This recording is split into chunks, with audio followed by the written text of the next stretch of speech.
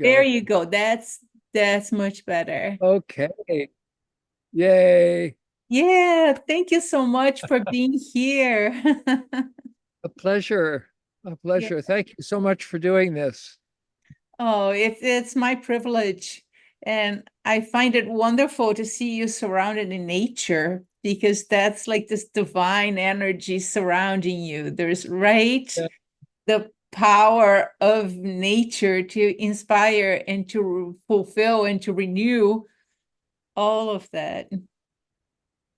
It's really extraordinary how it is that the natural world somehow, in some strange way, mirrors the internal world, so that there's a feeling of connection and home in nature that is really quite extraordinary. Yes, I shared that with you, that sensation of wholeness. There's a sense of wholeness of something Yes, is supporting us here, and there's a higher intelligence in all that is happening, and we're all part of this together. absolutely. It's really um, so interesting to see um, how that intelligence manifests itself in so many strange and really remarkable ways. Um, the Just a couple of days ago, right behind me, Yeah. uh, a bear was walking, Oh, a black bear, just a couple of feet away from here. He could show up again almost at yeah. any time. That would Uh, be interesting. and there was just a kind of moment when we looked at each other, Hmm. uh, and kind of recognized each other as fellow creatures. Mm. It was quite amazing, quite beautiful. Wow, that is very sacred. Um, that's wonderful. There must be some kind of mystical meaning of the bear animal totem for you. Yes, maybe. Mhm. Yeah, that's Um, lovely. yeah, Well, it's certainly possible. No, yeah. I'm sorry, that was a joke.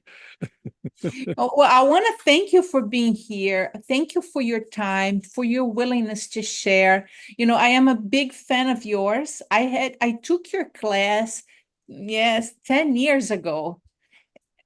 Oh, I guess I'll Oh, I didn't know that I set this up. Somehow there it is, but we don't need this really. I'm not sure how to get rid of it. let me see. I can probably remove here. Good, good. There you go. There Oh, we go. That's oh, are, better. are you still? Yeah, there you go. There we are. All right. So, How would you like to do this today? well, just have a nice conversation. I Perfect. have a few questions that I thought beforehand, but we may or may not go through these questions. It's just really an opportunity to get from you, get your wisdom out, get your experience out, particularly in terms of spirituality and psychology and all these deep thoughts that may have influenced the wonderful work that you have done. When I took classes with you 10 years ago, I took advanced mediation with you, and I took Yeah. communication and conflict. And one thing that impressed me quite a lot was your spiritual background. You gave us a booklet on meditation, for example. And your spiritual background was highly inspiring to me. I actually went into a doctorate in spiritual sciences after that. and and so as I prepare to offer this program that we're going to be offering in September at Pepperdine. It's a program on understanding human dynamics and learning to communicate more effectively. I would like to learn from you. How do you see spirituality and psychology in the field of conflict resolution? And how did this may or may not have helped your work in the field? Beautiful opening question. Um, in my view, spirituality is an essential integrated element or an integral element in all of life, but especially in conflict resolution. I wrote a book several years ago. The second edition probably has the best version of this, called The Crossroads of Conflict. Mhm. And in it is a chapter called Conflict as a Spiritual Crisis. Um, and what this means basically, I think, is uh, it's important for us to think about spirituality not as the same as religious belief, because you can have religious beliefs or no religious beliefs. You can differ in your religious beliefs, but everyone has a quality of life energy Mhm. that uh, they live with every day.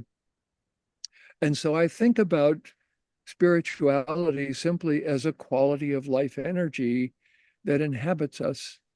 And so spiritual practices, I believe, are ways of getting in touch with the kind of undercurrent of who you are and what the nature of all living things is inside yourself, and how that become a constant presence.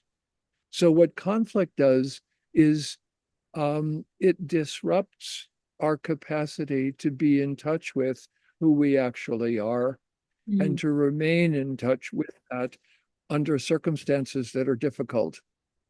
And how we approach that is a question that is answered, for example, in Buddhism by the idea of what is called skillful means. That is technique, methodology, um, insight, understanding. And so my own personal practice that I meditate a minimum of 1 hour every day, every morning without fail.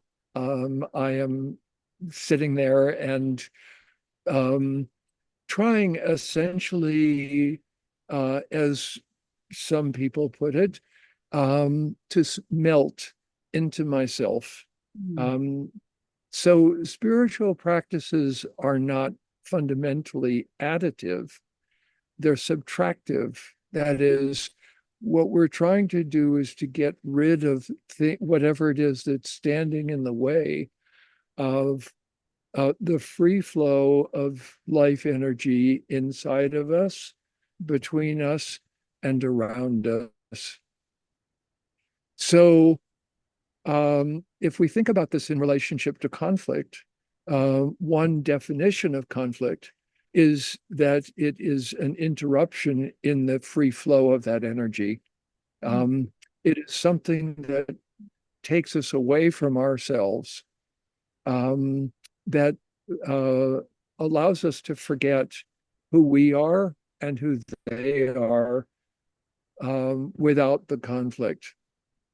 So, um, we can think of it kind of this way. If just in a kind of logical, rational manner, if we ask the question, what do you have to have in order to have a conflict? What are the essential ingredients? Well, first, you have to have two or more, because without two, there can't be a conflict. That means that creating a sense of oneness is automatically a conflict resolution mechanism. And we can create oneness through empathy. We can create it through dialogue. We can create it through negotiation. We can create it through insight, through awareness, through intimacy and contact. So there are many, many different ways of creating oneness out of duality. Mhm. Oh, Um, and yet duality is useful and important. And so what we want to do is to hold on to what duality gives us, what the other gives us, which is some expanded understanding of the self. yeah. So the fundamental, one fundamental spiritual problem is the problem of the relationship between self and other. And this is a dynamic issue because self creates other and other creates self. And what we discover when we have an authentic relationship with another human being, a really close, intimate contact with another human being, is that we become greater as a result of that contact. We discover parts of ourselves that otherwise tend to kind of sit in the background and not be noticed.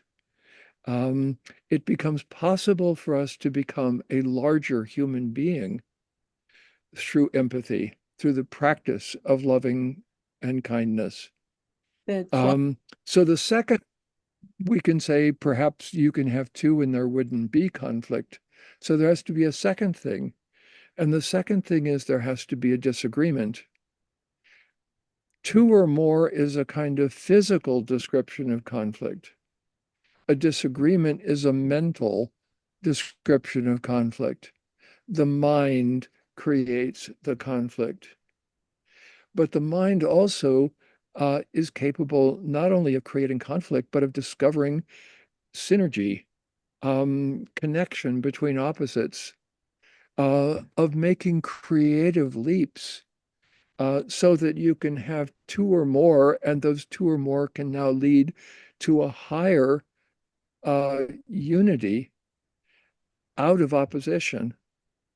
Yes. So the fundamental problem, again, we can think of as being unity and diversity. We're given both in the universe. Yeah. And out of diversity comes a kind of unity if we're able to bring that diversity into conversation with itself. Or out of unity, there can appear diversity, as we are seeing in the country right now politically, as we divide from one another. But a part of that um, polarization process, a part of the division that occurs in conflict, um, is actually a step in the direction of a higher level of unity. Yes. And if we can see it that way, then all of a sudden the divisions and the diversity and the who the other person is becomes now a source of growth, and evolution and adaptation, um, of emergence, the emergence of some higher form of order. Right. So that's the second requirement. The third requirement for there to be a conflict is that there has to be some intense negative emotion. Mm. And what is intense negative emotion really? One way of understanding it is that it is a place where we are tied in a knot, where we become increasingly frustrated because nothing is changing, because we can't seem to move out of this. We feel stuck, um, because what is really important to us has been ignored by others. And so then the question becomes, in the first place, understanding the spiritual origin of intense negative emotion. Mm. So here's a way of understanding that. Um, if we look at anger, we can ask the question, what is beneath anger? The first answer might be fear. So if we take the example of having a child who runs out into the street in the middle of traffic, and we try to bring that child back and save it, the first response that we're likely to have is one of being angry at the child for running out in the street. And if we ask what's beneath that anger, it's fear that something could happen to the child. And what's beneath the fear? The perception of the possibility of grief and loss and pain and guilt. Um, because if something bad happened to your child, that would feel horrible. And if we ask then the question, what's beneath that? The answer is the love of your child.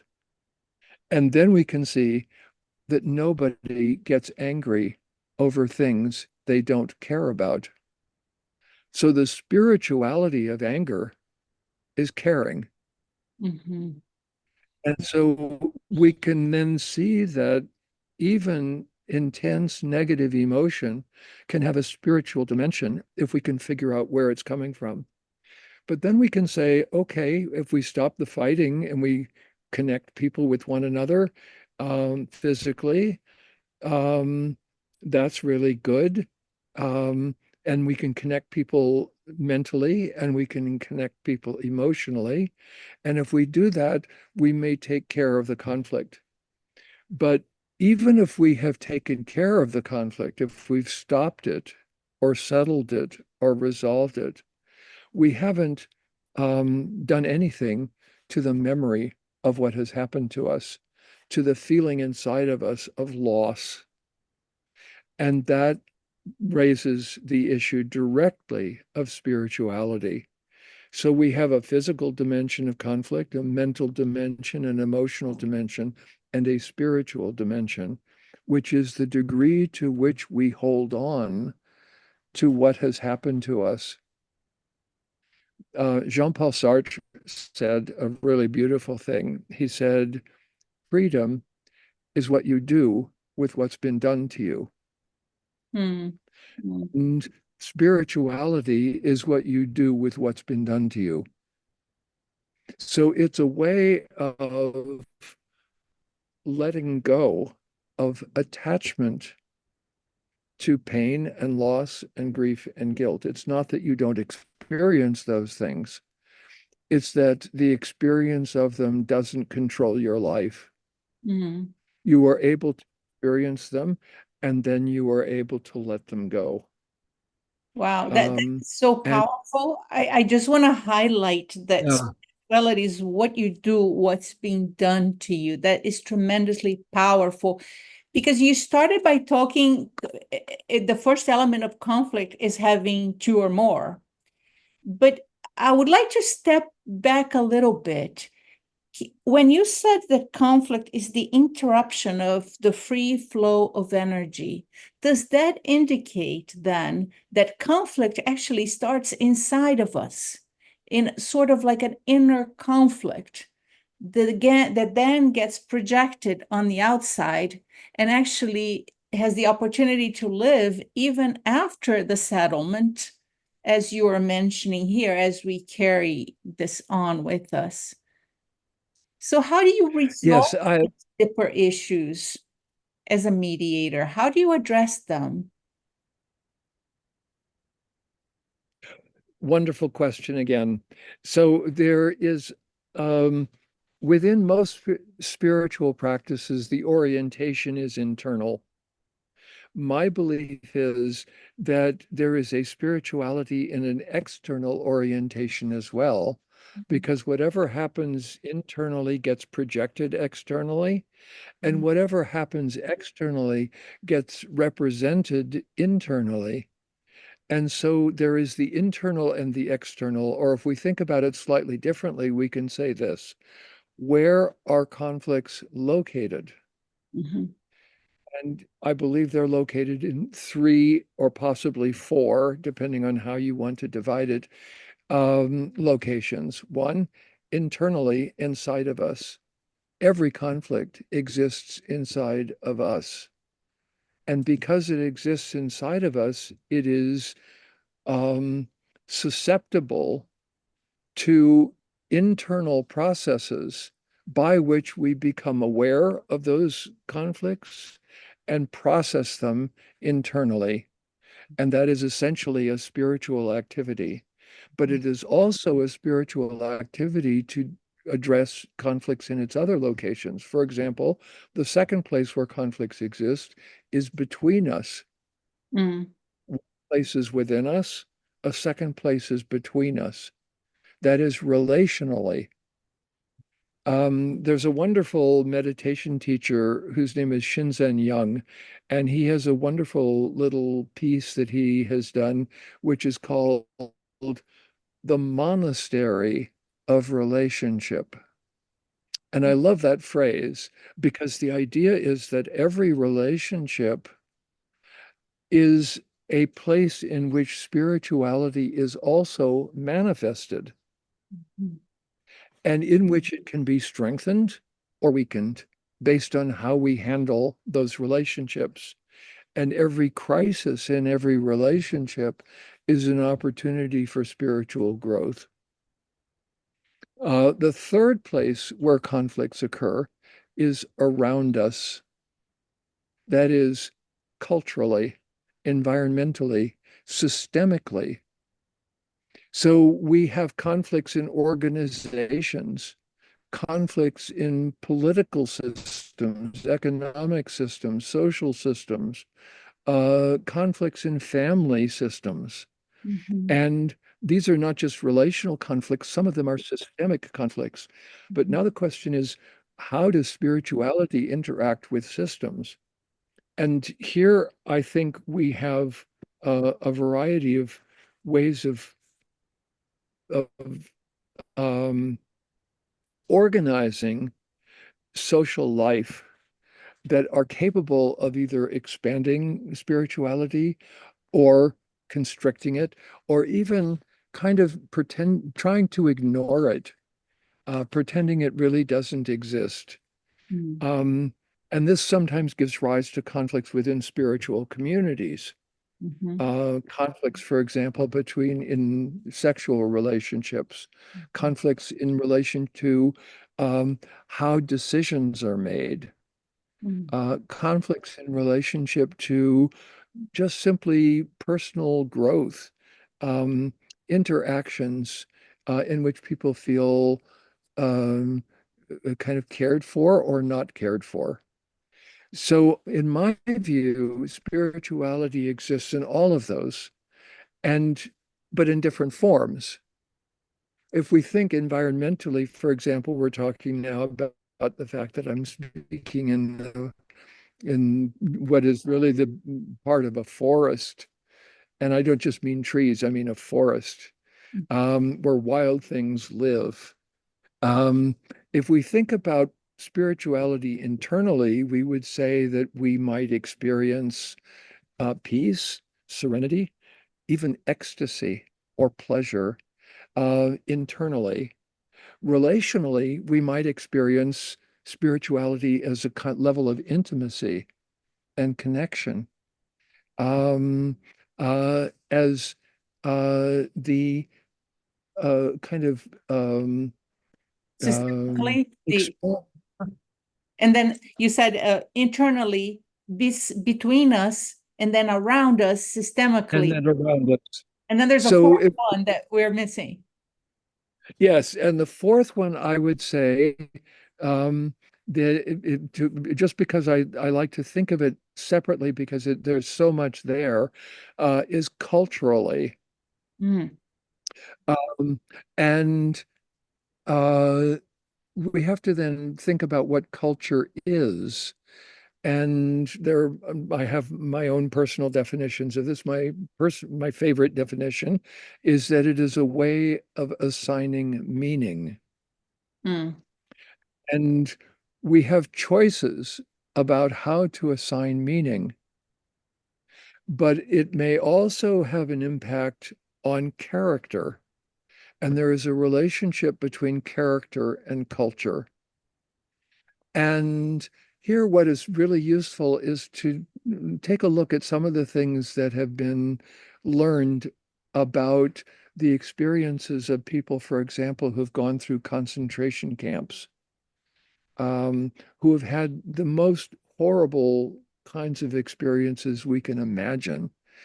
And yet, there is some immense capacity for spiritual awareness that grows out of even these horrible experiences. I think we can see this especially clearly in the character of Nelson Mandela, or the character of Gandhi, or the character of people who've experienced suffering and transformed it into something that is positive, into a gift, to all of us. And the question is, how exactly does that happen? What exactly took place? And I think that the key to some of this is how we handle the conflicts internally, relationally, and in these other external ways, systemically and culturally. That is how we translate the meaning of what happened to us from something that happened to us to something that we choose to turn into a gift. What we do with what's been done to us.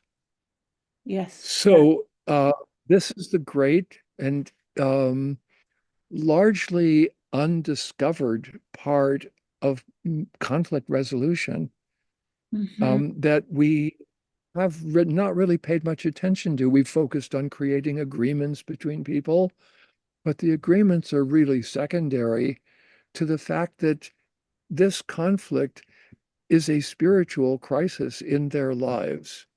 Yeah. And it becomes possible for them to grow immensely as a result of how they handle that spiritual crisis, how they treat each other.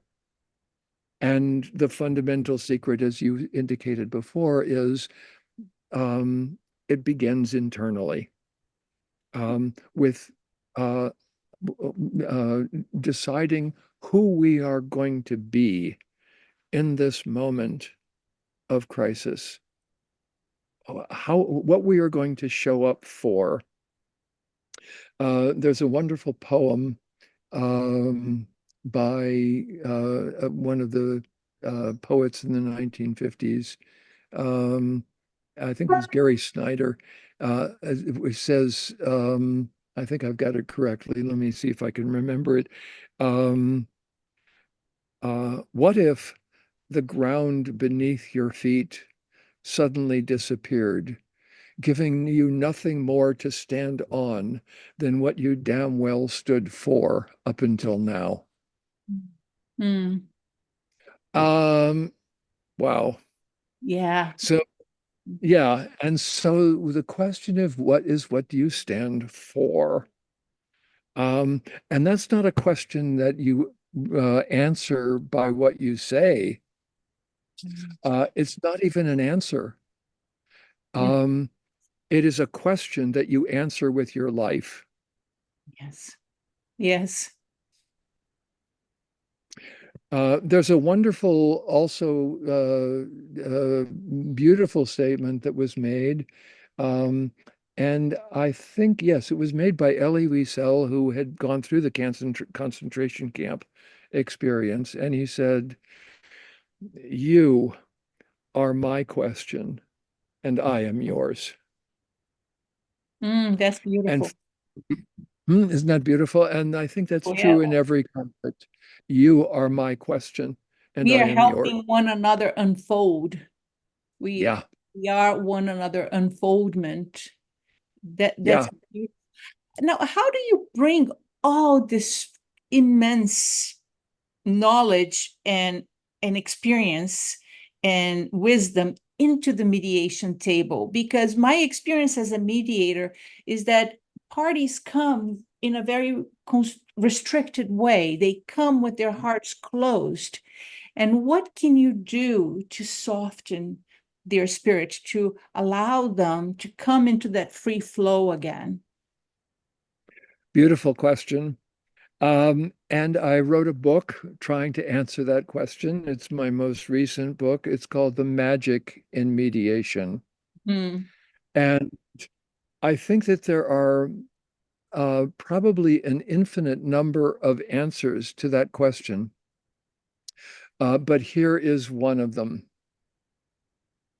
Um, it, I think that we do this by what I call the art of asking questions, which is one of the chapters in that book. Mm. Um, and we can ask about our questions, a different set of questions about the questions that we ask. How open are they? how, if you will, how dangerous are they? Mhm. How risky are we willing to be in that moment? And the danger and the risk um, can be thought of on two levels. There are two kinds of danger. One is the ordinary sort of danger that we imagine, which is that we could ask a question that could make things worse. We could ask a question that asked people to confront difficult emotions. Um, there are those kind of typical ideas about danger, but here's a deeper, subtler, more powerful form of danger. There is a danger that um, uh, by not asking a question, we could cheat someone out of the opportunity of learning what actually happened in their conflict and figuring out how to avoid it. Mm, We could prevent them from becoming a better human being by confronting who we actually are. mm, The um, point of the process is to, I think you could even say, using a Malibu phrase, you could surf the wave of antagonism that is passing between people, and try to figure out what are the questions that um, would help people come to terms with the real crisis that they are facing. So, in this book, The Crossroads of Conflict, that I wrote, the basic idea of it is essentially this: every conflict takes place at a crossroads that is defined, on the one hand, by a problem you are now required to solve, because if you don't have to solve it, there's no urgency about it. And on the other hand, by the fact that you do not yet have the skills you need in order to solve it. And if that's the case, every conflict is a little arrow pointing directly at what you most need to learn in order to grow and evolve and becoming a better human being.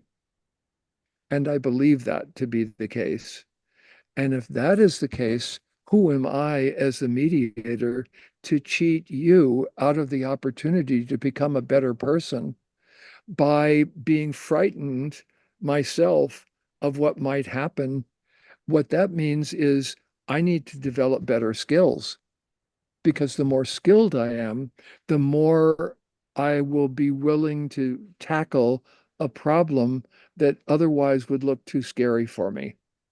So I think that when we confront people who are in conflict and we're a little worried about, sort of how far we can push them, what that means is we haven't yet developed an adequate set of skills for reaching them and not encountering the difficulties that we imagine. All of those difficulties are real. So it's not like we've made up something that isn't real. It's that what we have described as a problem is a problem for us.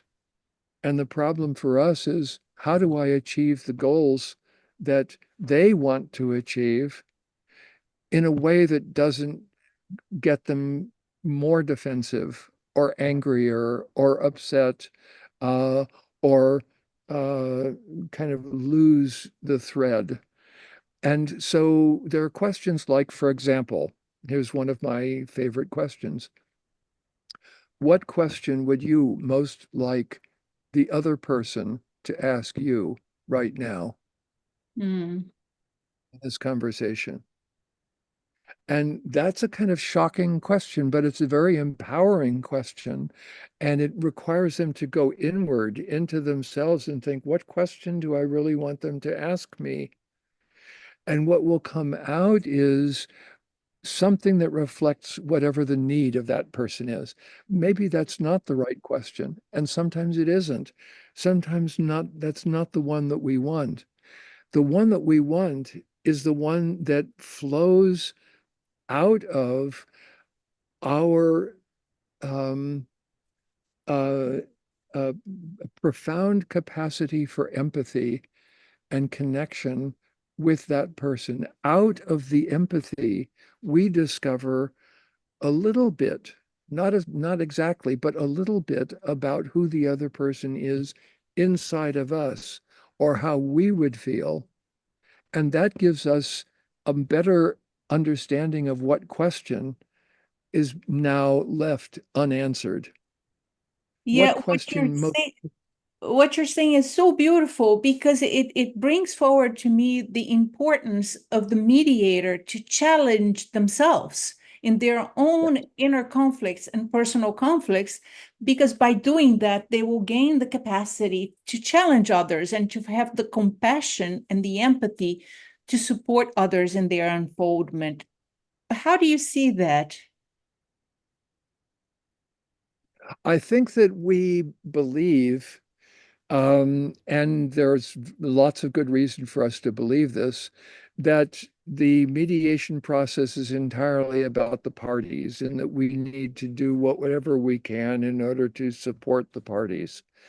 The reality is, as I like to say in the trainings that I do, you personally are the technique, Mm, meaning your character, who you are, how you feel, has an impact on whatever it is that happens.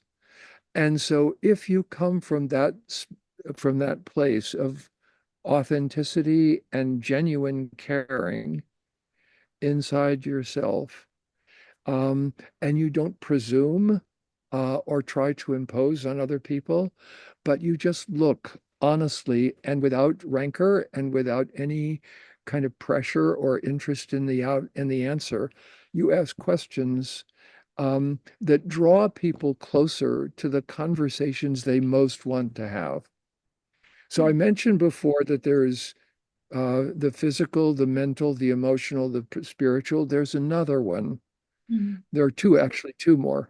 The first one is um, uh, summarized in a chapter also in the book, The Crossroads of Conflict, called Why Every Conflict Breaks Your Heart. mm, And it's about heart. And oftentimes, wisdom is referred to as heart knowledge. mhm, As it is the knowledge of the heart about what is actually taking place. So, what is this heart piece? And if we think now about what happens in conflict, we can see two things if we ask this question. Two questions. One, what is the very first part of you that shuts down when someone behaves in an insulting or humiliating or angry way towards you? And what is the very last part of you that opens up to that person again? mm, And the answer is your heart, because the heart is the most vulnerable piece of our equipment. It's the part that shuts down first because it can be most easily hurt. mm, And so we shut it down. But in marriages, which are fundamentally heart-based, if you shut that down and you haven't figured out how to open it up again, coldness will creep into your relationship. Your marriage will start to fall apart, even if you're there physically and you have great physical contact and mental contact and emotional contact, even spiritual contact. Without the heart piece, that is, without love, it becomes incredibly difficult to carry this out. So, my advice to mediators, and I have to be careful about how I say this, is to fall just a little bit in love with everyone that you are with, just a little bit. Too much is not right. Too little is not right, but just a little bit in love, meaning caring enough about the other person to risk even your relationship, because you can't have a real relationship and you can't have heart without honesty.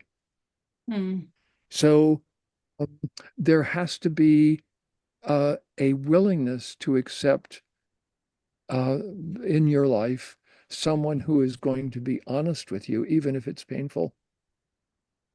And there are some people who we call friends who are like this, who can tell us difficult things. Um, and what every conflict fundamentally ends up asking us is, are you ready now to open your heart again? Mm. And um, if not, then that has an impact on who we are going forward. And there are many, many people who close their hearts like this. There's a poet a French poet whose name is Apollinaire. Um, and he wrote a poem in which he said, um, if I have this correct, I think this is right. People's hearts are poorly smothered fires. Mm. They open and shut them like their doors. But the difficulty with the poem is you doors are easier to open once you've shut them than hearts are. Yeah. Uh, Once you have shut your heart, it's risky to open it up again, knowing full well that you're going to be hurt again. And everybody has been in a relationship where they decided, I'm never going to fall in love again because it's just too painful. And yet we do.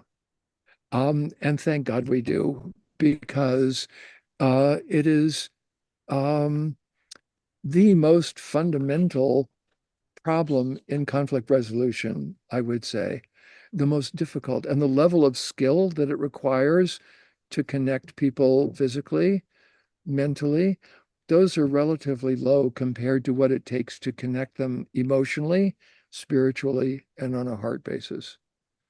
And the last piece is the environmental, sort of systemic and cultural piece.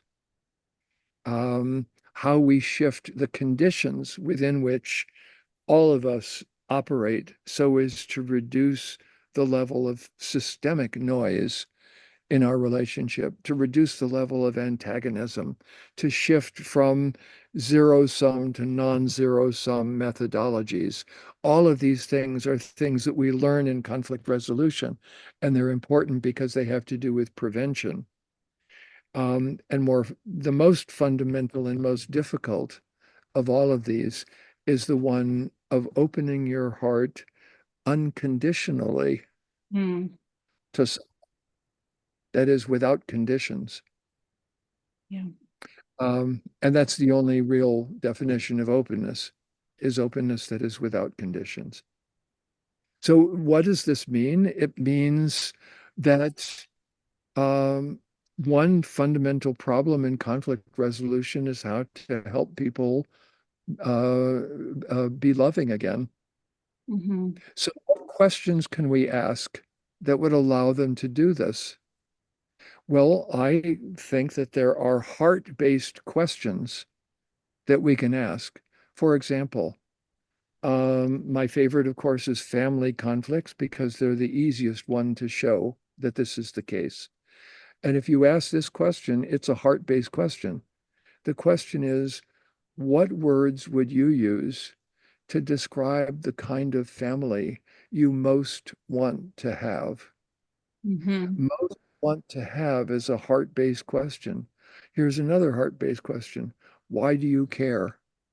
Why does this matter to you?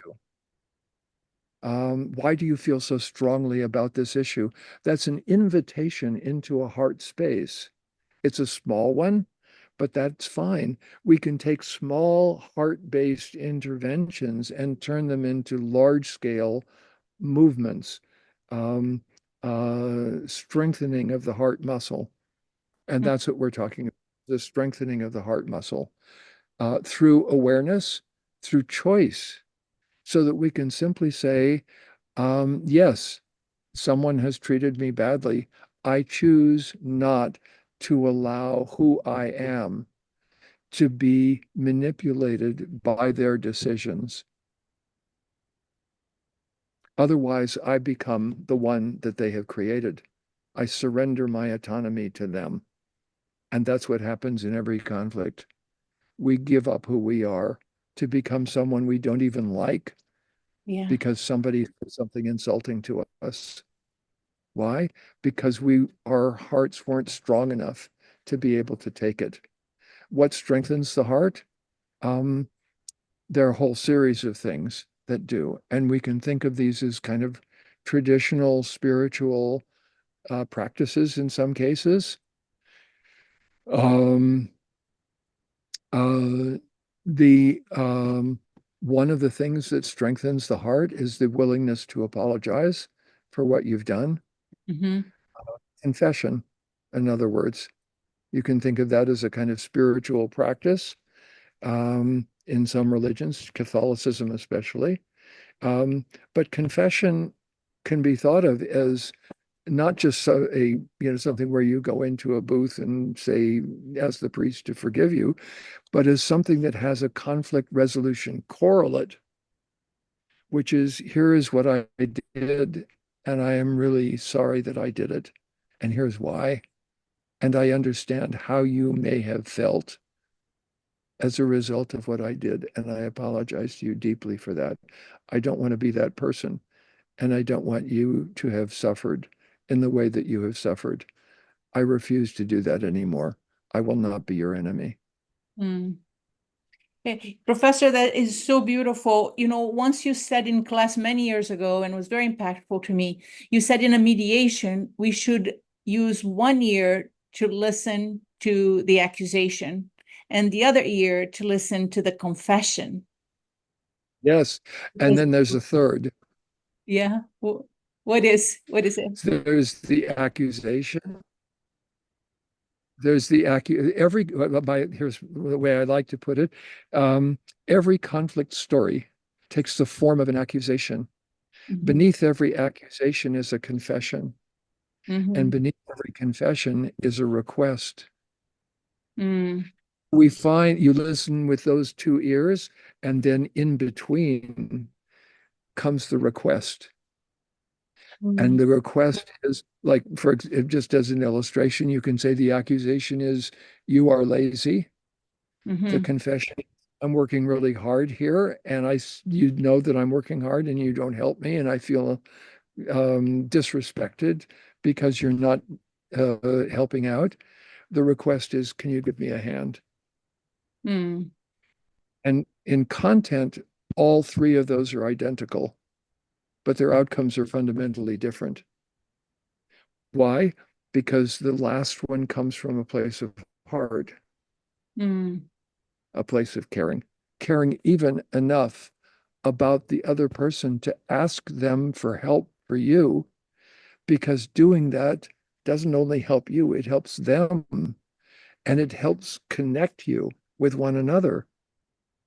So Mm. some people will be martyrs and say, oh, no, no, I will go ahead and do it myself. That is no gift to the one who doesn't help. Um, by being only a giver, you create takers.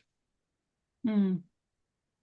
So it's necessary to take in order to create a giver. Mm. And that means asking for help. I had a friend who died of leukemia, and Mm. he said the hardest thing in the process was asking his children for help Mm. because I believe he was supposed to do that. He's supposed to be the father, he's supposed to give to them, but to ask them to give to him. And then he realized this was his gift to them, was Mm. to ask for help so that they could feel good about themselves because they had helped their father when he was dying. Yeah. Wow. Yeah. That is so powerful. I've taken this idea of listening to the accusation and listening to the confession sometimes as a projection. What we accuse in others is often what we are unconsciously doing. How do you see that? Yeah, this is a kind of really wonderful piece about human nature that comes with, I think, some deep understanding of psychology and how psychological processes work. Um, One of the most interesting books that people can read on this type of psychology is a very, very short book by Anna Freud, Sigmund's daughter, called Ego and Its Mechanisms of Defense. Mhm. Mentions a number of different defense mechanisms that we all have, and to hearing what or seeing what is going on that may conceivably be threatening to us. And so what happens is that um, I think we have to see this in a way through the infantile mind, the mind of the child, who is, Freud said, was children have a kind of infantile omnipotence. Mhm. He described it as meaning a feeling that if you are angry at your mother and you want your mother to die, somehow that will happen. Mhm. That your intentionality creates the outcome. And I think people go through life with a kind of infantile omnipotence still in the background, Mm. um, and a feeling that they have. And I think that there's some validity to this because we're all holistically connected. So whatever intentions we put out there in the world have some life. It may not be much, but I think that they have some life. And so what we want to think about is how do we become more skillful in the expression of what it is that is bothering us? And the skillfulness is about owning it in the first place. So it's not my mother, it's me. Mhm. Um, and it is me who is upset. And so the very first set of skills is what the nursery school teacher tells you, which is use your language. Mhm. In other words, there are words for what you say. Another one is your mom saying, it's okay for you to be angry at me. That's fine. I Mhm. don't mind. You can go ahead and say, I hate you, mommy, or I hate you, dad, or whatever it may happen to be, and understand, and help the child understand that that just means I'm not getting what I want and I'm frustrated and I'm expressing it in a way that I'm hoping will make you feel guilty enough to give me what I want. Or you'll collapse somehow, or I'll gain some power as a result of it, or I'll feel better inside myself as a result of it. So all of these are really useful, and I'm glad that you went into psychology a, as a field and spirituality as a field because the two are closely connected. Um, and um, the um, I think that the fundamental idea here is one that has a lot of subtlety and nuance to it. And it also connects to systems, particularly to family systems, because if you think about families, um, there are two fundamental forces that are operating. This is just according to Murray Bowen and Peggy Papp and Virginia Satir and a number of different sort of family systems people, the forces of individuation and the forces of integration, Mm. belonging to the family and becoming who you actually are. Mm. And we want both. We Mm. need to become who we actually are, uh, out of belonging to a family as a child and having really our sense of ourself being molded by that family system. And so rejecting that family system and trying to find your own way in the world is an important piece in growing up. And then figuring out how to bring that back into a family setting, um, and be who you are in a way that creates a fundamentally different family system. That's why I include systems in the work that I do, because part of the idea is to access this deep psychological work that I think is taking place under the surface. I hope that answered your question. It was a Yeah, little no, bit there roundabout. is so much So in if your I didn't, tell answer. me. This is wonderful. There is so much in your answer. You know, one way that I have combined some spirituality and psychology to support my work as a lawyer, as a coach, as a mediator is through the Enneagram. Have you heard of the Enneagram? Oh, yes. Oh, yes, absolutely. What do Yes, you I think think it's, of it? yeah, I think that there are a whole series of really useful tools. The Mhm, goal of the Enneagram and of all the various tools that are out there, and I think we can include among those the Thomas Kilmann's sort of survey. We can include Myers-Briggs. We can include a whole series of different mechanisms.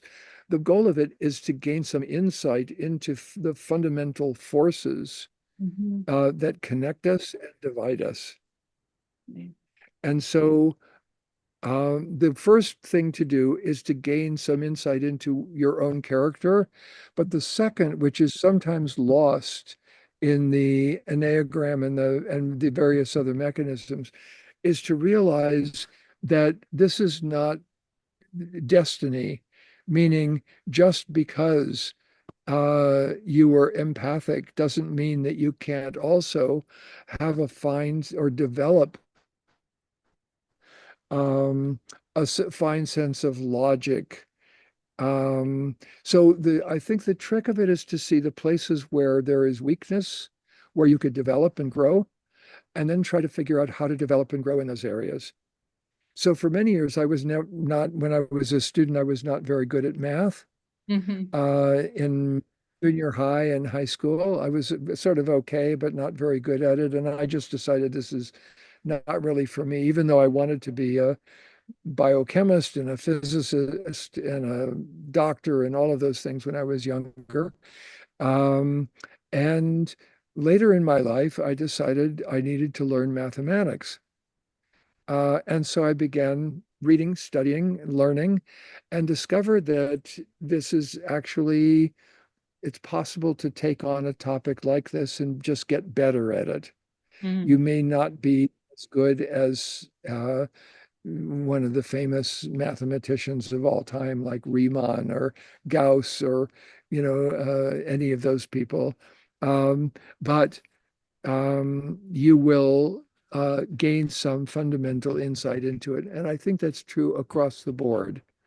Yeah. So this means that to use all of these devices for insight into character, and then to realize that that's not the last answer, that Mhm. it is possible to become stronger in the areas where you feel weak.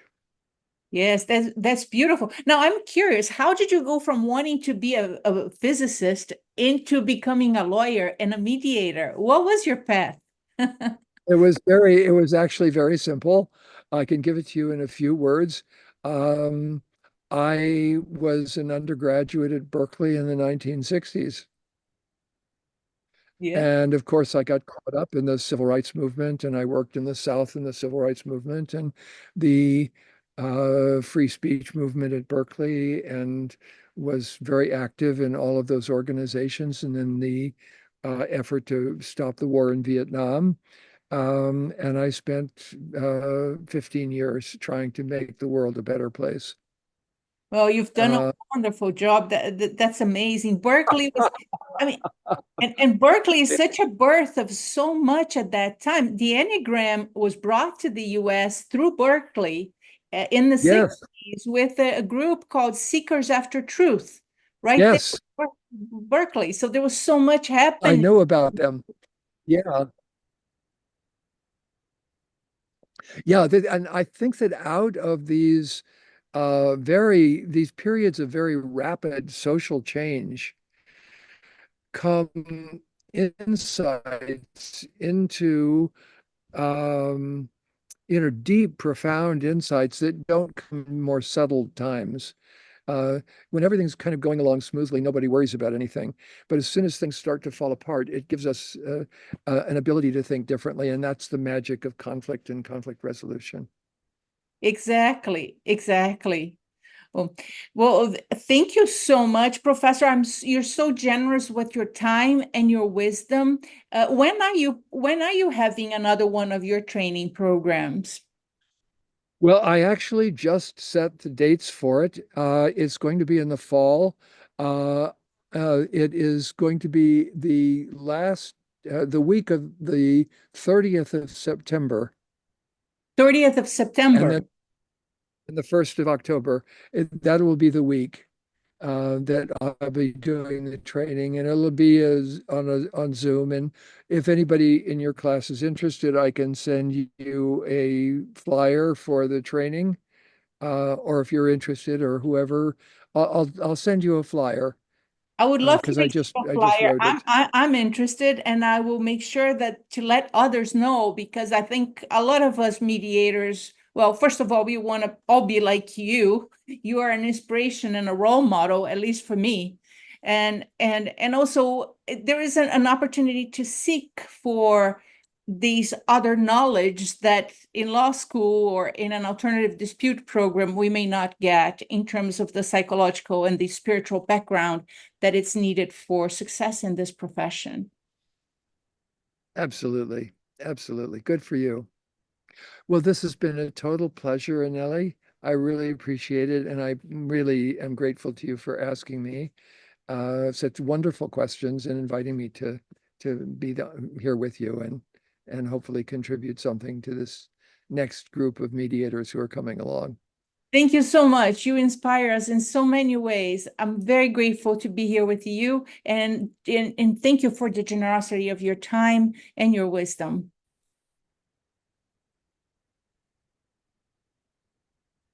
Many blessings to you. Thank you. Bye Thank bye. you. It's wonderful to see. Thank you. Bye-bye. Bye bye.